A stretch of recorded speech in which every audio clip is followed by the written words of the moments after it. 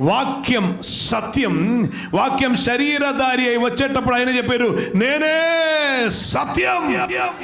ఈ దేశములో సత్యమేవ జయతే అని చెప్తున్నప్పుడు సత్యమే జయించును, ట్రూత్ షాల్ ట్రయంఫ్. సత్యమే జయించును అంటే అర్థం వేరే ఏది కాదు, యేసే జయించును. కారణం యేసే సత్యం. నేనే సత్యం అని చెప్పడానికి దమ్మున్న వేరొక్కడు పుట్టలా. హల్లెలూయా, ఆమేన్.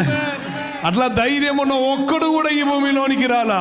నేనే సత్యం అని చెప్పటానికి యోగ్యత ఉన్న ఒకే ఒక్కరిని మాత్రమే ఈ భూమి, ఈ ప్లానెట్ చూశారు.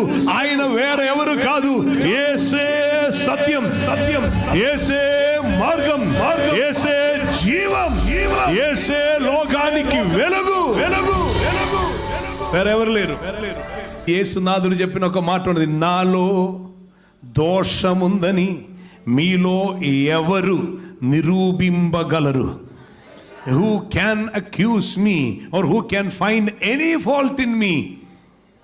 ఆయనలో ఏ పాపము కనిపించలేదు. ఆయన ఏ పాపము చెయ్యలేదు. ఆయన ఏ పాపము ఎరగలేదు. ఆయనలో పాపం లేదు. పాపం లేకుండా ఈ భూమి చరిత్రం ఒక పరిశుద్ధిని చూసి ఉంటే ఆయన మనిషి శరీరధారిగా దిగి వచ్చిన దైవ కుమారుడైన వాక్యమైన యేసుక్రీస్తు వారు మాత్రమే, వేరెవరు లేరు.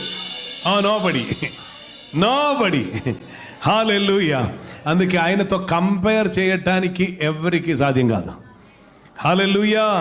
యేసయ్యకి సాటి లేరెవరు, పోటీ రారెవరు. దేవునికి స్తోత్రం.